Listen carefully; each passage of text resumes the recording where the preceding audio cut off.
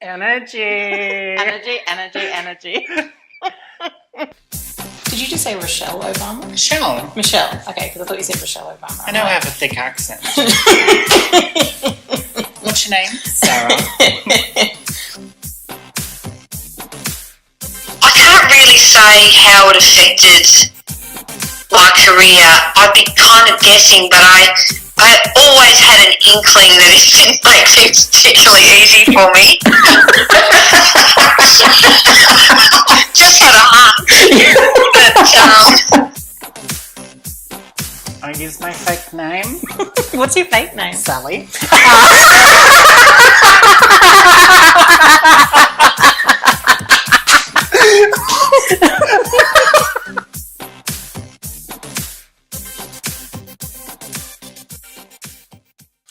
Hey, Sarah. Hey, Sally. Oh, I'm loving this week. We have a great episode. Yes, it is a great interview.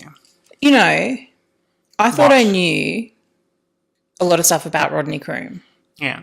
But it turned out when I spoke to him, I didn't. And it moved me to... Is it because you researched the wrong Rodney Croome? No, but I mean, you hear about Rodney Croome and what he's done, but then you go oh yeah, I know it all. Yeah. But it wasn't until I actually spoke to him that it actually moved me to the point of tears after I hung up. I managed to keep my shit together. That's difficult for you. Yeah, on air, but I didn't weep. Like I just was like, emotional. It's so moving, and just to hear the stories that he was telling and stuff. Like, it was a horrible time. Oh, disgusting. It's Tasmania in the 90s and stuff, and a little bit before. So the 80s. 80s. You got me. Yeah. What I do want to do is, though, just while we're here and before we put the interview on, if you're listening on iTunes, can you please remember to subscribe and leave a review? Because not only is it great to hear what you think. Sally needs that reinforcement constantly. I do, guys. What do you think of the show? It actually builds us up, puts us up in the algorithms as well. And I won't get started talking on code and stuff because Sarah will just lose her shit. I know, baby. Code, PowerPoint. Oh. Electricity. Stop saying PowerPoint. Oh, it's the only thing I have to say. It's what else am I supposed to say? Electricity. Thomas Edison. Light globe. Keyboard. But anyway, please enjoy this interview with Rodney Croome. It's a long one. He covers, first of all, he covers the Tasmania stuff. Well, he's basically covering about 40 or 50 years. Yeah, so stick with it. It's amazing. It is. And let us know what you think. We would love to hear from you. For the algorithm. For the algorithms. God, love the algorithms. Okay, calm down.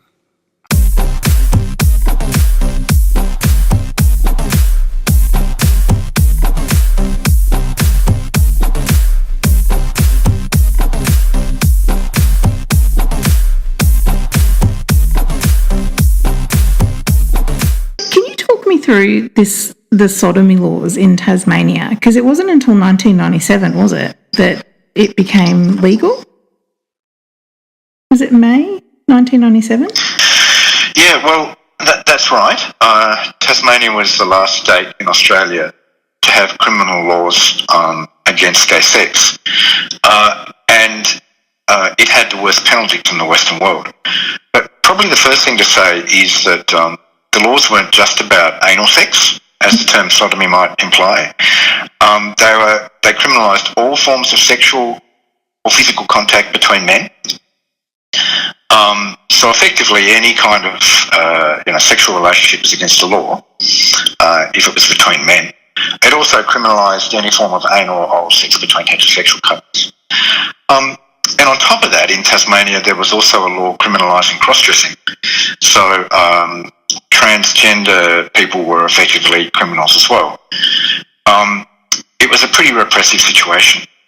And like I said, Tasmania was not only the last state to remove those kinds of laws in Australia, but it had the harshest penalties in the Western world, which were a maximum of 21 years in jail, a more severe penalty than for rape or armed robbery.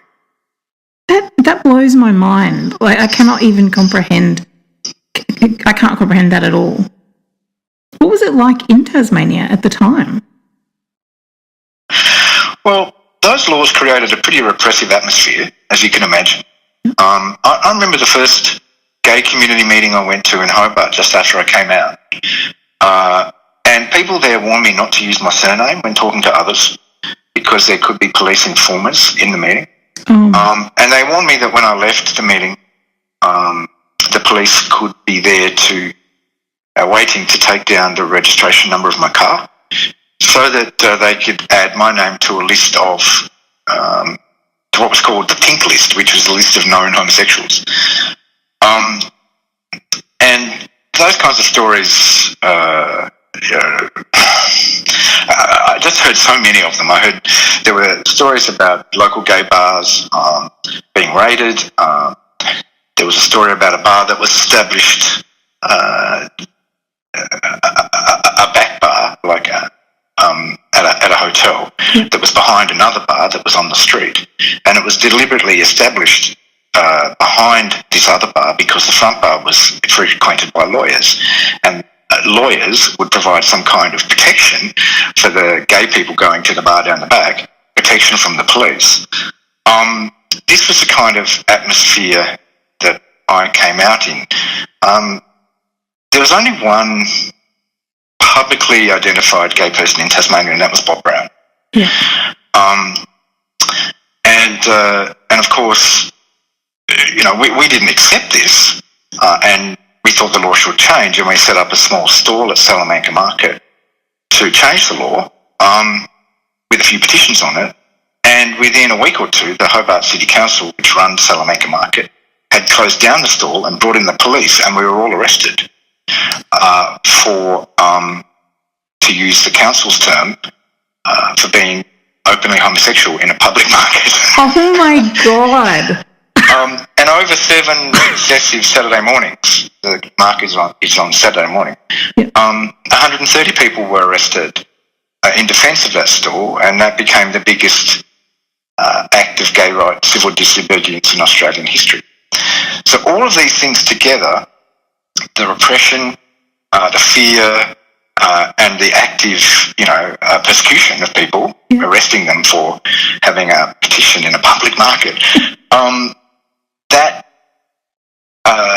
spoke of the reality of being gay in Tasmania. I'd grown up thinking that I lived in a democracy, but when I came out, I realised that as a gay man, I actually lived in a police state. Oh my goodness! I've read that the then Premier, what was his name? Was it Robin Gray? Robin Gray, yeah. He said that homosexuals were unwelcome in Tasmania. Yep, that's right. He said he was launching a Tourism Tasmania campaign in Sydney. Tourism, mind you.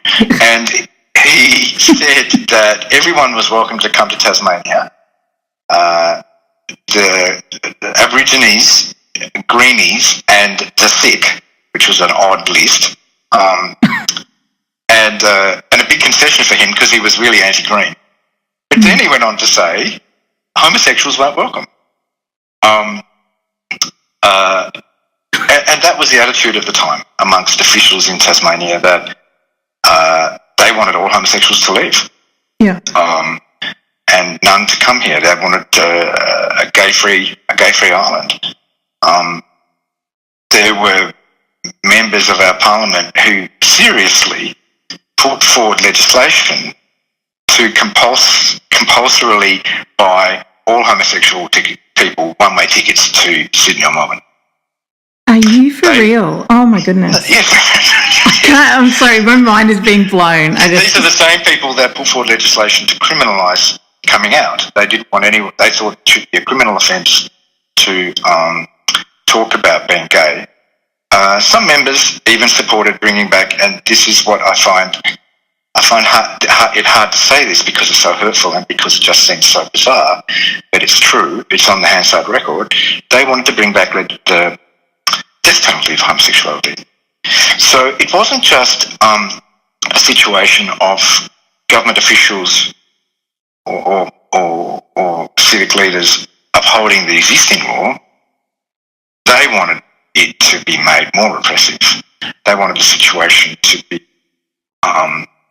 more dire for us. So that created a very difficult situation where we knew we had to fight very hard to achieve equality. Yeah, so what was the moment that people started fighting back, apart from the markets? Well, the markets. The market. It was at the market. Yeah. Because the police came in, they arrested us. Yeah. And in response to that, more people came forward until there was hundreds of people down there protesting and stepping forward to be arrested. Yeah. And there was a line of police vans all across the front of Parliament House and right up the next street. Just these vans that circulate through the city, taking arrested people up to the police station to be processed and kept in cells and then coming back to get more people. It was a moment of obviously terrible repression, but also a moment of liberation for us. Well, this was the coming out of gay Tasmania. Yeah. And the crowds, the protesters against the ban grew so large, and the public backlash so great that the council backed down and gave us our stall, and it's been there ever since. So that was a big moment of that galvanised people, but it certainly wasn't a cakewalk from there to decriminalisation. It was another decade before decriminalisation occurred, and the backlash that we'd experienced at the market, the backlash to us being visible, only grew. When there was an attempt the following year to move decriminalisation in Parliament, all hell broke loose, particularly in the north of the state, with angry, violent, loud, horrible anti-gay rallies in Ulverston and Burnie and Devonport and Launceston. Yeah. There's one in Hobart as well. But again, we were not going to take this, so we hired buses and people went from Hobart and Launceston to wherever the rally might be, and we had peaceful vigils outside. We engaged those who went to these rallies, and I think that was really important for us to do because it showed that we were resolute. We weren't going to take this. We were going to show that there were two sides to this debate, and those rallies gradually faded away. But I don't think they would have unless we had actually gone there and sought to demonstrate against them. And see, this is the thing for me. We're not talking about like 1930s, 1940s. We're talking about the 80s, isn't it? Like, this is 1980 in Tasmania. No, this is. Oh yeah, 1989. This is Yeah, this is recent times. Like, yeah. It did feel a little bit like the 1930s. Yeah, I just like that's what you think. It was kind of like, I remember at the time describing some of these rallies as like Nuremberg, but without the discipline. Yes. Because the audiences, and they were large, hundreds of people were shouting. You know, they were chanting, "Kill them, kill them." It was awful. The speakers whipped up. They said the worst things, and they were blaming us for everything. And they made the most outrageous claims about how we were responsible for Tasmania's high unemployment rate, and if homosexuality was decriminalised, or the industry would go. It made no sense to. That made no sense to me. Nothing. But it resonated with the people who were there because in their minds there was some link between the standards they felt needed to be upheld and the prosperity they wanted for their island, which was, slipping away at that stage. Tasmania was in transition from an industrial to a post-industrial economy, and that frightened a lot of people. And that fear was being whipped up by reference to us. Yeah. Like I said, that might seem strange to people, but it had happened before in Tasmania. In the middle of the 19th century, there was a strong movement to end convict transportation to the Australian colonies, and that movement was strongest in Tasmania, where there were the most number of convicts. And the anti-transportationists had one rhetorical trick that they knew would always work, and that was to say that convictism led to unnatural vice. They blamed convictism for homosexuality and associated the two. And it, like I said, it always worked to whip up crowds against convict transportation. So it wasn't new to use the fear of homosexuality to somehow bring together people's fears about broader change. And so these, I mean, because when I think about people protesting now, it's usually a lot of religious groups and stuff, but were these religious groups as well, or just normal people who were being like fearmongered type thing? There would have been a fair proportion of the people who went to these rallies who were from local churches. Yeah. And they tended to be older people. And some of the speakers were clergy, but only a minority. Yeah. The majority of speakers were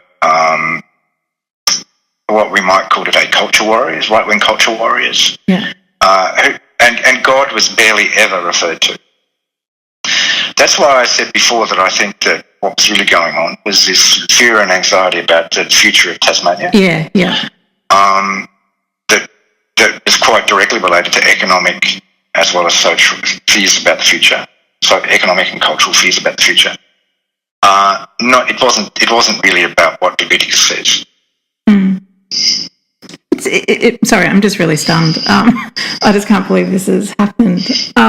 What federally though? What were politicians saying federally? Like people in Melbourne and Sydney, were they condoning it or? No. There was, as you can imagine, quite a bit of eye rolling about what was happening in Tasmania. Because it was a Keating government, wasn't it, federally at the time? Yes. Yeah. And one of the reasons that the Hobart City Council backed down was it did get pressure from Canberra in terms of its funding. Yeah. But there wasn't really any direct intervention at that stage. I think it was seen as a very specifically Tasmanian thing. And we said at the time that that kind of complacency was a mistake. Yeah. I remember Richard Flanagan, the Tasmanian author who's won the Man Booker Prize recently. He wrote a piece for Fairfax Press saying that for people to think that this was just Tasmania, old-fashioned redneck Tasmania, and it had nothing to do with the other states, was a terrible mistake, because it was a new kind of hate, which if it was left unchecked and unchallenged, would transmute into hate on other grounds as well, including race. And I remember others, mainland commentators say, that's ridiculous, that would never happen. This kind of hate we would never see in terms of gay stuff here, Sydney and Melbourne, and certainly it would never jump the fence to become, campaigns about hate based on race. That's just so un-Australian. Yeah. And of course, Richard was right. That's exactly what happened. Yeah, exactly. It's exactly. With the rise of One Nation a few years later.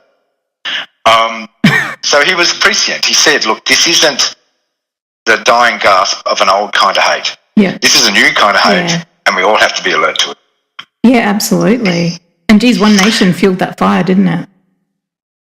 But One Nation was exactly what he was predicting. Yeah. Yeah. It did jump the fence and become hate about race. and about religion and everything else. And it started here. But we also, like I said, were responding to that. We weren't just running in terror from it. We were taking our campaign right up to it. And those rallies petered out because the contrast between our peaceful vigils outside those meetings and the hatred inside, I think, enabled Tasmanians to see that what was really going on. And the opinion polls in Tasmania were shifting markedly over those years. So when we first started, when we were first being arrested at Salamanca, support for decriminalisation was 15% below the national average. But that quickly caught up and exceeded the national average as the years went on. Yeah, fantastic. Of course, it wasn't all just about those rallies. There was a bigger picture with this campaign, and that was attempts within our parliament to try and change the law, which kept failing in the upper house, which was then very conservative. Yeah. I mentioned the MPs who wanted to bring back the death penalty or send us to the mainland. They were upper house MPs who were very negative. I can't even believe anybody would even think to suggest that. The death penalty, I can't believe it. Yeah, well, I remember that. I go back to that whenever I hear about African governments wanting to bring back the death penalty, like in Uganda, or Nigeria. And people in the West think, oh, that is so retrograde, that would never happen here. It did actually happen here. Yeah, absolutely. I can't even... fairly recent. Again, I go back to, we're not talking about the 1930s. We're talking about late 80s. Wow. So when it became clear that the upper house would be an obstacle for at least a few years, we went around it. And we took a complaint, the first of its kind, from Australia to the UN Human Rights Committee in 1991. Yeah. And it was the first, not only the first complaint to the committee from Australia, but the first to do with sexuality discrimination from anywhere in the world. Wow. That went on submissions backwards and forwards and hearings backwards and forwards for a couple of years until 1994 when the UN ruled in our favour, which was a huge step forward. Yeah. And to cut a long story short, in response, at the end of 94, the federal government, the Keating government, passed a law guaranteeing all Australians the right to sexual privacy. In response to that, we took a case to the High Court, asking the High Court to find that federal law, the Sexual Privacy Act, and the Tasmanian law were inconsistent, and therefore the Tasmanian law was invalid. And when the High Court said, yep, we'll hear that case, that was quite promising. Yep. The Tasmanian government realised the game was up and the law was changed. So there was also that element to the campaign as well, which was, if you like I said, going around the Tasmanian Parliament to these other bodies. And the other way that we went around the Tasmanian Parliament to the obstacles, the hurdle that was there, was to go to the people. So the whole time all of this was happening with the UN, High Court, federal government, we were travelling around the island, talking to whoever would listen, political party branches, union, committees, CWAs, Rotary clubs, Lions clubs, all that, sports clubs, school groups, about what our lives were like. It was a storytelling campaign. You know, these are our stories. Oh, I love that. It was. There was a big emphasis on that. Yeah. And in a place like Tasmania, which is quite tight-knit, obviously, that had a big impact. And again, just as us confronting the hatred, I think it had an impact on public opinion. So did this storytelling campaign. And again, we saw support every year going up and up and up until finally in 97 it was well above the national average. Yeah. So it wasn't just a campaign, if you like, to change the law. It was also about changing hearts and minds. Yeah, it sounds wonderful. Like, and no wonder people responded well, because it's not until you really, I guess, walk in someone else's shoes, is it? Like, it's that old saying, like you couldn't understand it if it wasn't your life. Yeah. Yeah. And because for a lot of people, particularly older people, I think this came as a revelation because so many gay men and lesbians and transgender folk had left Tasmania when they came out and never came back. So there was less awareness of what our lives were like here. Yeah. That's why us telling our personal stories was so important in achieving that reform. And that was certainly a really important lesson that I took in to the marriage equality debate was the importance of these personal stories. When Parliament isn't doing the right thing, and Parliament definitely did not do the right thing on marriage equality for many years, then you go to the people and you just you tell them why this reform matters and why it impacts your life, how discrimination impacts your life. Yeah, because then you jumped. It makes a difference. Yeah, because you jumped from the sodomy fight to marriage equality, didn't you? After that. Well, so the law reform in Tasmania was 97. Yeah. Then there was a period of about 6 years where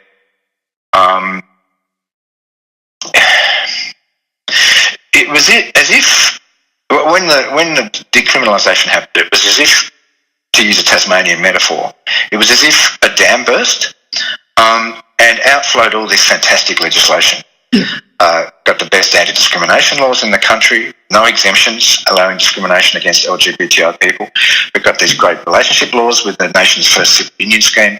The education policies suddenly went from the worst in Australia to the best. Same with policing, same with health. And so, that was a lot of work, but a lot of very positive work. Yeah. To bring those laws into place and to allow Tasmania not only to catch up but to go ahead of the other states. And were you involved in that? As one American journalist said to me, it's as if in a space of a few years Tasmania went from being Alabama to being Vermont. Yeah. It's kind of incredible, isn't it? Yeah, it was amazing. It was amazing that sometimes it felt like I'd be walking down the street and it felt like I'd walked into a parallel universe where everything looked the same, but the attitudes were just completely the opposite of what they used to be. Yeah, so that takes us up to about 2003, and then in 2004, the federal parliament passed John Howard's ban on same-sex marriages. Yeah.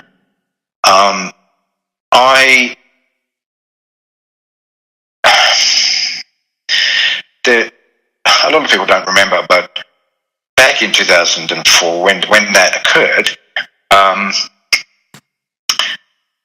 there was a lot of resistance from some leaders in the LGBTI community in Sydney and Melbourne. A lot of resistance to actually campaigning for marriage equality. I've heard this. It wasn't considered an important issue. It was considered a distraction from other important reforms. It was considered too controversial. Yeah.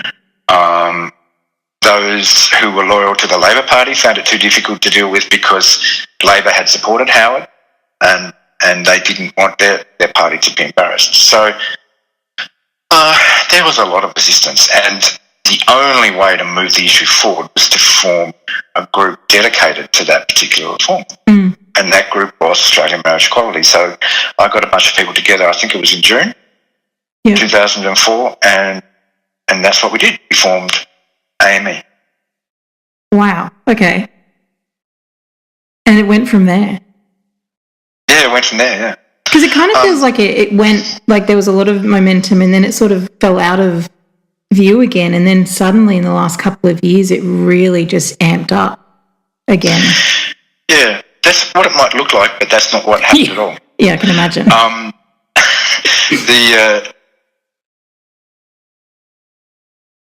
There certainly is a sense amongst a large number of people that it all disappeared and then it all came back with the postal survey, and there was a postal survey, and then the legislation passed, and that was that. Yeah. In fact, the 10 years in between were when marriage equality was actually won. So from 2004-5 through to 2015, there was an immense amount of community education and legislative activity, lobbying and advocacy and all the rest to move the issue forward. And it was a bit like Tasmania in the sense that every time the issue came back to Parliament, and it came back many times, there'd be slightly more support because the community was slightly more supportive. Initially, like I said, hardly any MPs supported it, only Greens and Democrats, really. Yeah. And then more and more Labor members began to speak out in favour, till finally the Labor Party adopted a policy in support. And then more and more Liberals began to speak out in favour, and then what the Liberals should have done was have a conscience vote, but they opted instead to have a public vote.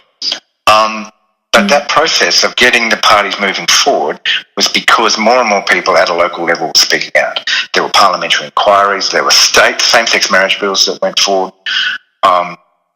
There was an immense amount of activity, immense amount of lobbying from groups like Psychologists for Marriage Equality and Clergy for Marriage Equality. It was, and again, the focus was on the kind of personal storytelling that I mentioned before in terms of the Tasmanian campaign. It's very similar. In a way, it's a shame that the postal survey has obscured all that work, because the postal survey would not have been one if it hadn't been for all that work. And my hope is to do all I can to highlight the fact that so many people were working so hard before the postal survey. Yeah. When I say the postal survey wouldn't have been one without that work, I'm speaking very deliberately there.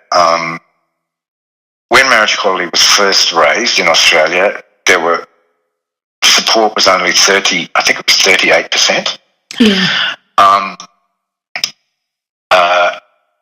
The work that I'm talking about saw a steady increase in support in the public sphere, up in the general public, up to I think the highest opinion poll result was about 72%. In 2012 or 2013. Yeah. And it was the same in Parliament. Like I said, there was a gradual increase in support to 2015, where we had finally a declared majority of MPs in favour. So without that work, those things wouldn't have happened. And we wouldn't have got to the stage where the right-wingers in the Liberal Party felt that they needed to have a postal survey. Yeah. And we wouldn't have got to the stage where the postal survey returned the result that it did of 61%, because support before that had been higher, and we had a few percentage points to lose. Yeah. Without that work, I've lost that survey and lost marriage equality. Do you think places like the US, when they started legalising, and then there was Prop 8 and stuff, do you think that had any effect on how Australians saw marriage equality?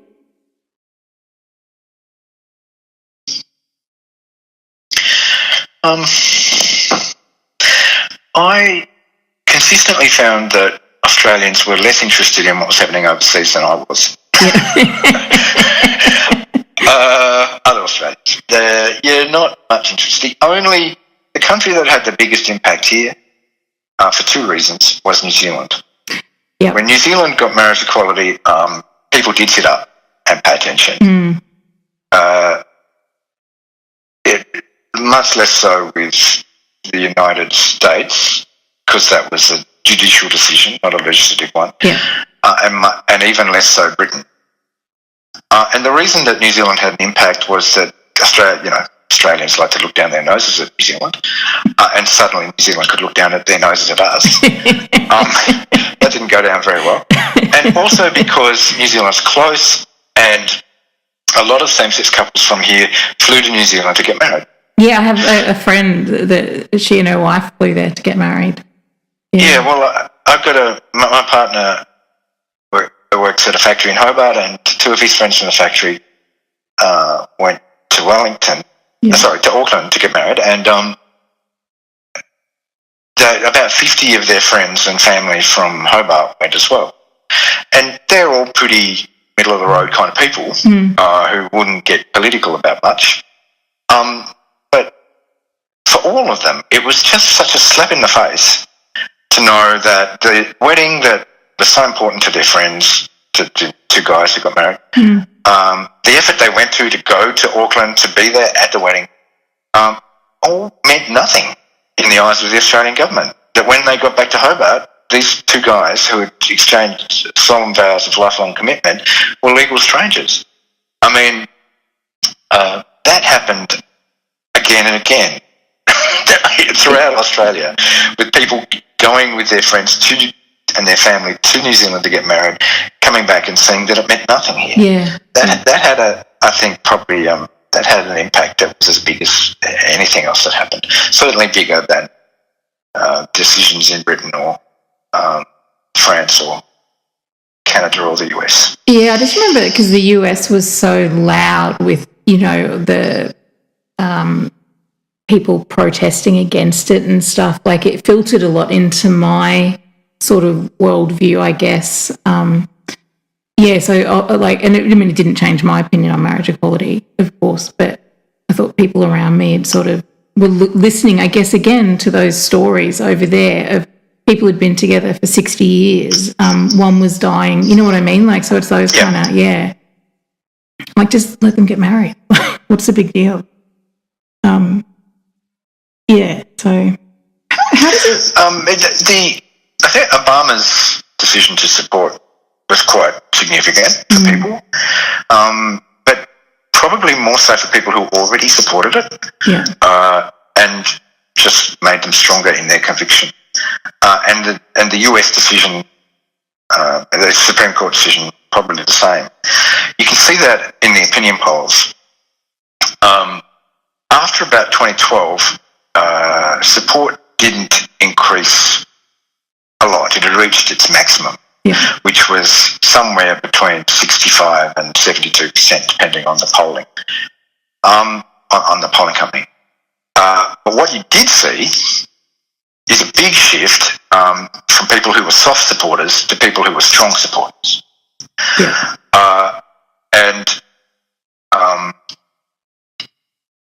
That was because, I think, of the situation in the US and other places. People were getting angry about Australia being left behind.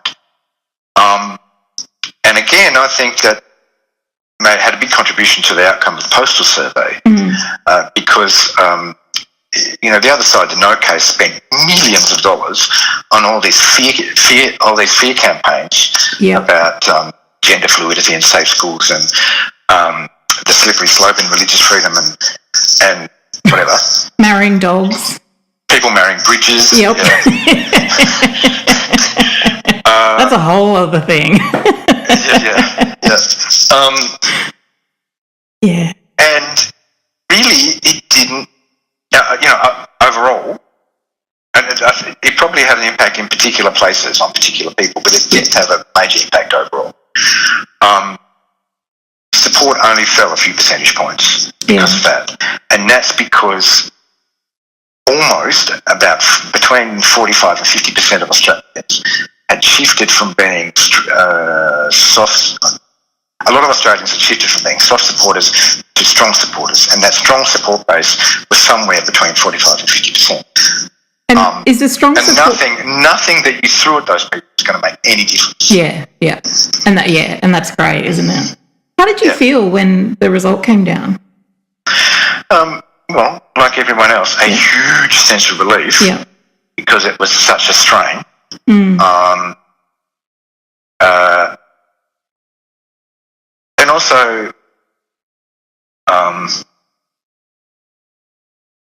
also a great sense of pride that Australians had voted yes, and even more so a great sense of pride because Tasmanians had voted. The Tasmanian vote was above the national average. Yeah. What a turnaround. Yeah, well, exactly. Yeah. That was a real vindication of all the work that we'd done in Tasmania over including specifically during the postal survey campaign, because there wasn't much of a national campaign in Tasmania. There was the phone banking, which was great, but even that was Tasmania specific in the sense that Tasmanians only called other Tasmanians.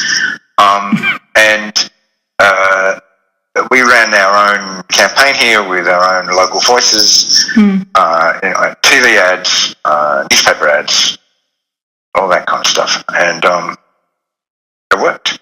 Yeah. Tasmanians came out in greater numbers than in any other state except Victoria. In greater numbers for the Yes campaign than in any other state but Victoria, and that, like I said, that was a great vindication of the work we'd done and the change that had occurred. The big disappointment, of course, was New South Wales. Yes.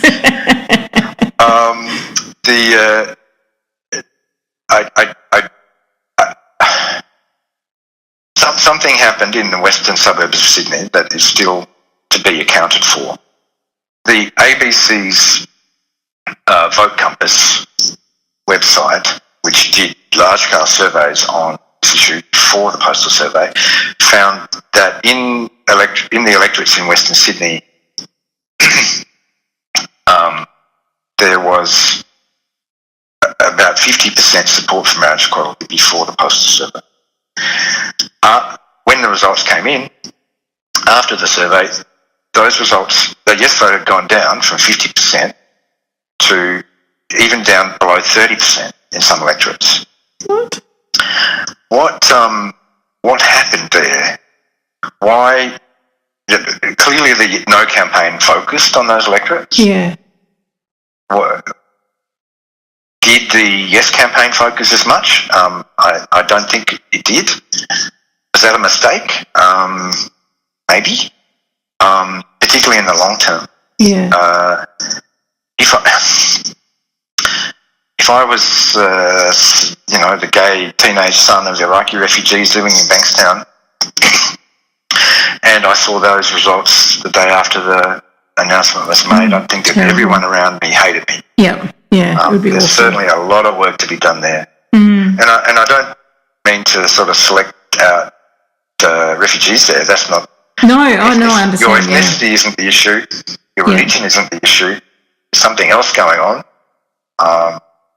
Because, electorates with similar demographics in the northern suburbs and western suburbs of Melbourne didn't return those kinds of results. Yeah. There's something going on there, something that we really need to focus on if we're not to abandon those young LGBTI people to feeling really isolated. Yeah, I think in that respect it did so much damage, didn't it? And we haven't even seen the real damage that it caused yet. I know I was worried. I've got a 6-year-old daughter. I was terrified of what people would say to her at school or what we would get in the mailbox and stuff. It caused damage, absolutely. And we knew it was going to cause damage. And that's why in 2016, at the end of 2016, I left Australian Marriage Equality, even though it was an organisation that I had founded and been the national director of for many years. I left to put my energy into fighting a plebiscite. I had seen in Tasmania in the 90s the damage that hate had done. I know the families of young gay men who killed themselves because of that hate, and I wanted to do everything I could to make sure that didn't happen again, because I knew that a plebiscite would be a platform for that kind of hate. And even though the Prime Minister and others run around and say it was a great success, first of all, we didn't have to go through that. The Liberals could have easily have had a conscience vote on their own initiative without having to ask the public for permission. And secondly, yes, there was a lot of deep damage caused. Yeah. The surveys that have come out already show that clearly. I can't stand sort of seeing Malcolm Turnbull pat himself on the back for that victory. It just makes me feel sick to my stomach. Yeah, it was definitely the wrong thing to do to go into the House of Representatives, as he did after the final vote on marriage equality in November last year, and say, we won, we got you marriage equality. We won you marriage equality. Yeah. No. You absolutely did not. Unnecessary obstacles to marriage equality, which we overcame. Yeah. How do you feel being like such an important part of Australian LGBT history? I don't think about it. Yeah. Probably I seriously don't. There's always a job to do. I just do the job. Yeah. What do you... Seriously, that's not false humility. No, I can tell. I know. I mean, I can absolutely tell. What are the next steps for you? What do you think the next fights are?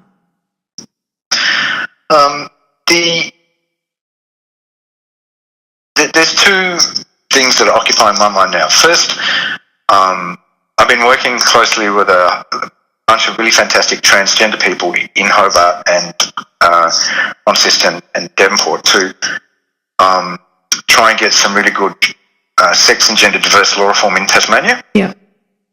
I mentioned at the outset how Tasmania had cross-dressing laws for many years, or laws against cross-dressing.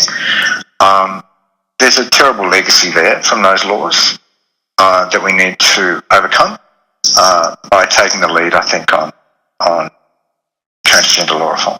Yeah. The other issue on my mind is so-called religious freedom. So, of course, the backlash to marriage equality, both in the United States and Australia, has been this push to allow service providers to turn away same-sex couples. Yeah. To allow discrimination against same-sex couples who are married by faith-based organisations. That's absolutely not on.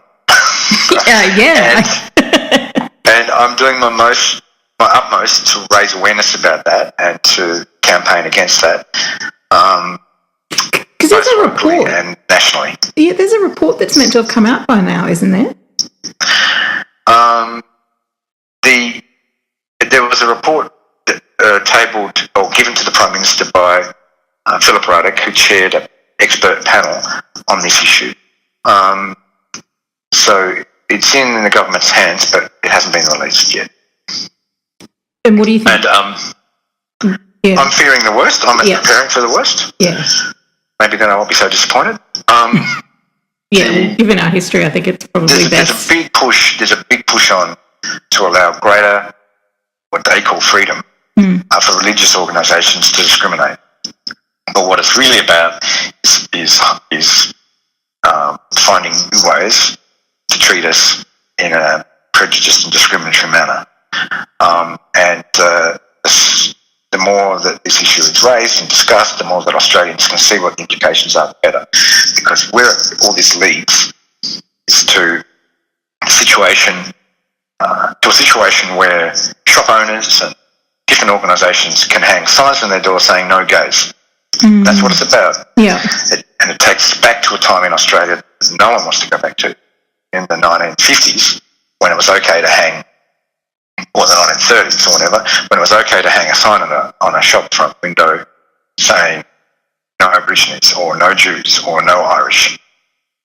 Makes me feel sick. No Catholics. Yeah. That's not on. And it's essential that we educate the Australian population about these dangers, because once people see this possibility, they will reject it out of hand. Yeah. absolutely. Thank you so much for coming on today. And also, thank you so much for everything that you've done for Australia. And, Thank you. And our community. I appreciate it. Yeah, it's absolutely amazing, just what you've done. And I mean, I think you should be really proud, but I know you're probably not thinking about it. So I'm very proud. Yeah. I think it's incredible. Yeah, no, I'm proud of the contribution I've been able to make, for sure. Yeah, it feels very moving to listen to you as well, I think, when you talk about it all. So, yeah, it is very moving, I think. Well, I'm glad I'm able to communicate to communicate, how can I put it, the optimism that I feel. Sometimes it seems like the world's getting worse, and sometimes it seems like there's increased prejudice and authoritarianism in the world. And when we see that happening, we always have to focus on the good stories, the stories of positive change and how that occurred. Not to get too down about the way things are. And so it's important to me to be able to tell the story about how things have changed for the better, both in Tasmania and nationally. Yeah. Because I think that instills, like I said before, it instills optimism. Yeah, it really does. I hope it does. Well, yeah, you've completely done that for me today, and I'm sure our listeners will agree when they listen. Yeah, but thank you again. No worries. Thank you again for asking me to come on.